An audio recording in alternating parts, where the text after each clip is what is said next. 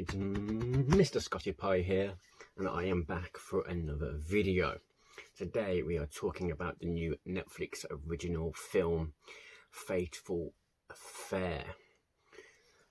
So, this is a remake of a 1998 film which I have not seen, so there'll be no comparisons to that. I'll be reviewing this as a standalone movie. This is a film that came out a few days ago. As I say, it is a Netflix original. It stars Nia Long, Omar Epps and Stephen Bishop. These are three actors that I've not seen before. I've looked at the IMDb pages and it looks like Omar Epps is the only one with a more rounded back catalogue, as he had a ongoing role in the TV series A House. I've not seen that series, so these are three actors that I have not seen before, so they're all new to me. The director and writer of this was Peter Sullivan. He more deals with TV movies previously in his past, none of which I have seen before. So this is a whole new production for me. A whole storyline I've not heard of, actors I've not seen before, and a director and writer I have not seen any of his work. I was completely new going into this and completely open-minded. The problem I had with this film is that I had to watch it. I'm going to give it straight away from now, I did not enjoy this movie. I felt the acting was very one-dimensional, I thought the script was very poor, and I thought the camera work and the direction on it felt like a 1990s TV movie. I can't say I'm going to give any twists or spoilers away, because I think the whole twist and spoilers of this film is actually in the film title, Fatal Affair. A woman has an affair, he becomes a bit of a stalker, and it becomes fatal.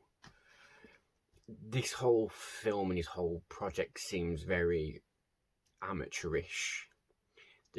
I'd like to give this film some praise, and I was watching this film trying to find some praise for it, but I struggled. There was no good plot development, no good character development, there was no great looking shots, there was no good dialogue, there was no good script work, there was no good camera work. There was nothing I could really big this film up about. I thought it was really poor. It felt like if I found out this director was his first ever film, I would give this film a lot of leeway.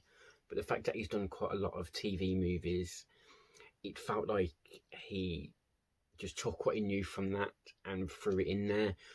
Well, I think TV movies and actual film releases, no matter if it's a theatrical release or a Netflix release, you need to step your game up. Because let's just look at the last film that Netflix release, which was last week, which was The Old Guard. If you want to see my review for that, it's just up here. A card will flash up.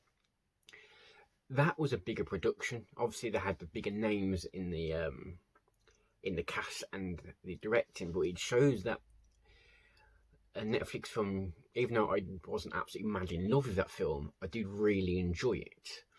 It shows that this film could have basically what Netflix films can be. It can look bigger, it can feel bigger. Even we just saw the trailer drop for Project Power. That film looks massive, and that's a Netflix original as well. Another card's gonna pop up here for my review of the trailer, which came out a day or two ago. Sorry, my eyes. There we go. That film looks huge. That film looks like a Hollywood blockbuster, and it's a Netflix original. So what's the difference between this and that? Did the Netflix just look at the script and go, we need a film to fill this spot, but we don't like this film, but we just need a film, so we'll give you a tiny budget to work with, just to make something, rush it out, just so we can throw it out there.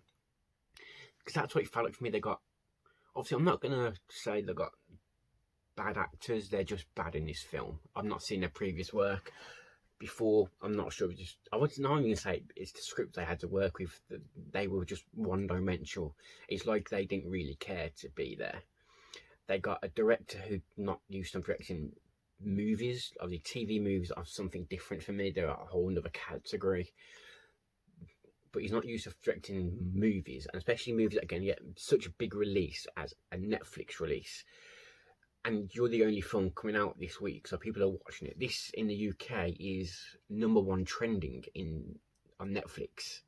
So this film's getting pushed by Netflix.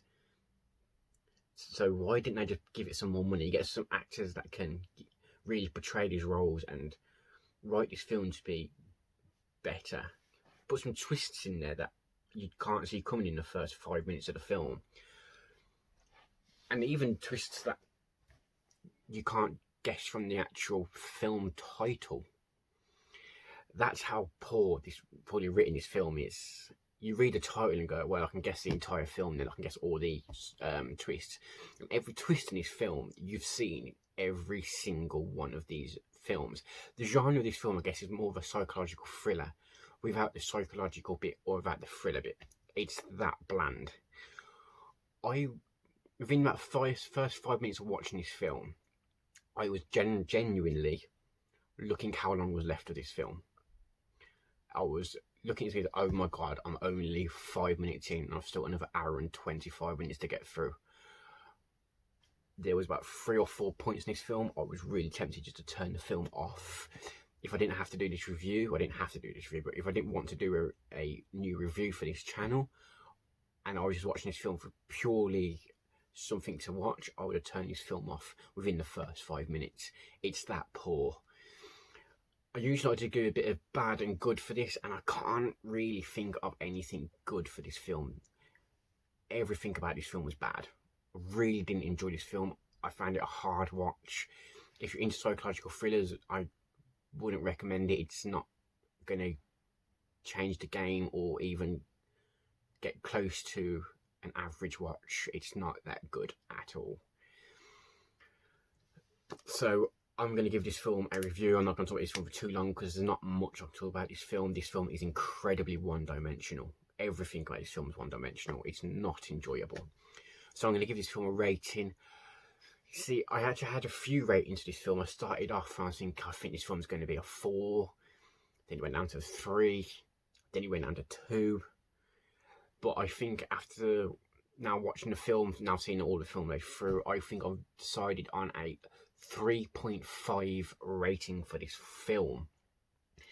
Have you seen this film?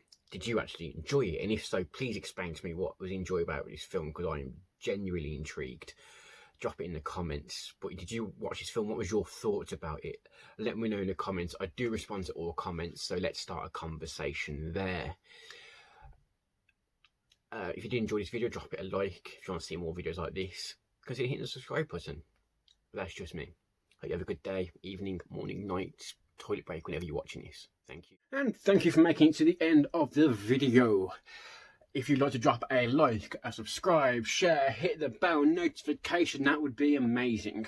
And you will see on this side of my head, you will see another video which YouTube has recommended just for you.